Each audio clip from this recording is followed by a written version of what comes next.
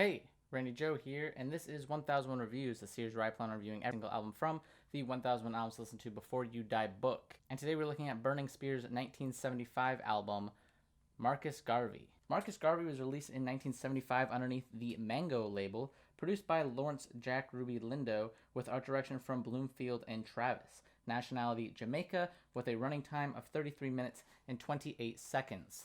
This is the first of the roots reggae genre that I've covered so far on this channel, and before listening to this album, reggae was not a specific genre that I really delved much into or took much thought of, but I have to say that with this release here, Burning Spear really hits it out of the park and creates a extremely enjoyable roots reggae album that is just as accessible as it is enjoyable for longtime listeners. Kicking off the album with the title track Marcus Garvey, it has a very catchy and enjoyable vibey aesthetic, while at the same time capturing the political commentary that people come to expect from roots reggae music. With this track specifically jumping into the political, economic turmoil that existed in the 1970s in Jamaica, while at the same time still being as catchy and enjoyable and upbeat while it covers these very complex sort of ideas. Sure, it doesn't dive too deep into them, but it addresses them enough that you kind of get the idea as you listen to it through the lyrics. And paralleling the catchy and enjoyable upbeat vibe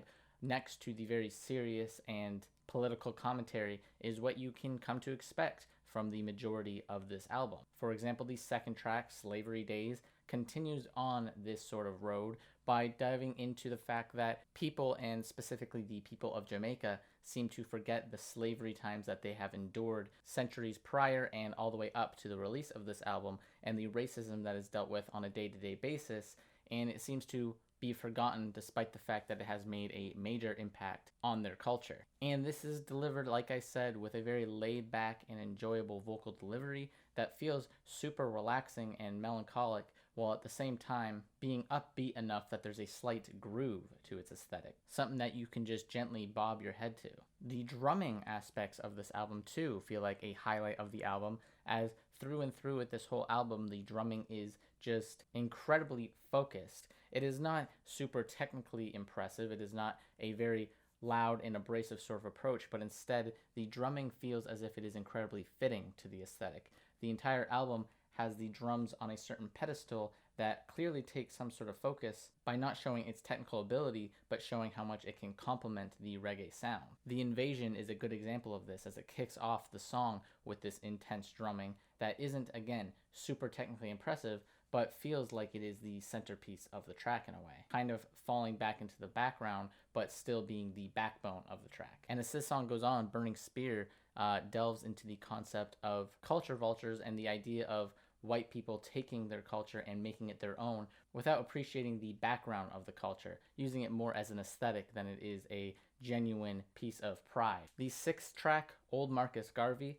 is perhaps my favorite on the album actually, as this one is just, again, carrying on what I like about most of the album, being very catchy and upbeat, while at the same time delivering this political message. But this time it is sort of being a shout out of sorts to the political figure Marcus Garvey, and discussing the fact that most people seem to sweep his accomplishments under the rug and sweep him in general under the rug while paying attention to his contemporaries, not really honoring and respecting Marcus Garvey and what he did for the Jamaican community and the political compass in general, and instead people seem to forget his progression and his overall ambition with Jamaican culture to remember these other figures instead.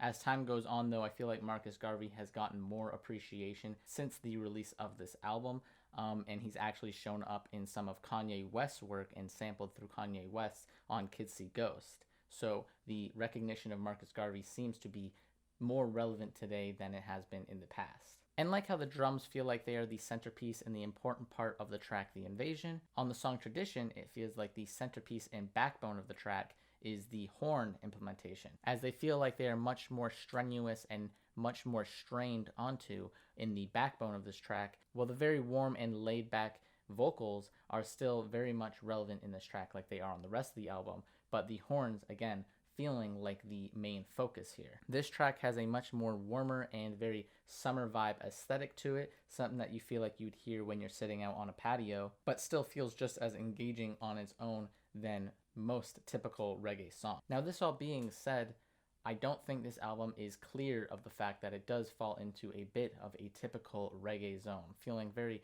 generic and bland in some of the tracks, especially with the tail end of this album. The second to last track, Red, Gold, and Green, for example, feels like the weakest of the track list, as it delves into a much more basic and generic sort of reggae tone and doesn't feel all that memorable to me.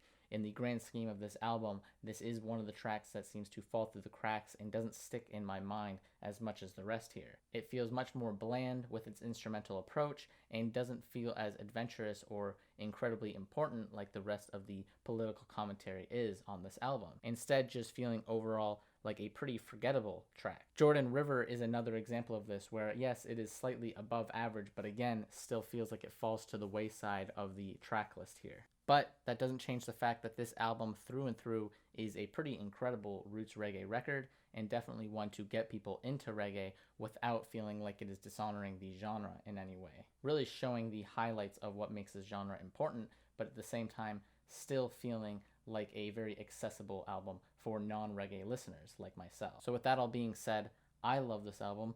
I enjoy it. I've listened to it many, many times, and I will probably buy a copy of it on vinyl, to be quite honest, because I've enjoyed it so much. So with that being said, I'm going to give this album a rating of 8.6 for the soft rating, but the hard rating will come in at a 9 out of 10. It is a very strong record, a near 10, but there are a couple of weaker tracks on here, for example, like I mentioned, Jordan River and Red, Gold, and Green. And obviously with how much praise and attention I've given to a lot of this record and how much I seem to love the overall aesthetic and accessibility of it, I will say this is an essential record because it will definitely get you into reggae without feeling like it is too bland or generic to your typical reggae, but still honoring the genre in the way it should be. So it gets an E for essential, for sure. Definitely worth a listen. Let's see what the next album we listen to is, and the 1001 albums to listen to before you die. Generate 401. 401 being the album. 401 being the album this year's model by Elvis Costello. So give that a listen, and I'll review that in about 1 week from now. Anyways, that pretty much does it for this review. If you like this review, please hit like and subscribe to follow along, listen to every single album of the 1001 albums to listen to before you die book. And as always, my name is Randy Joe, and I'm signing off.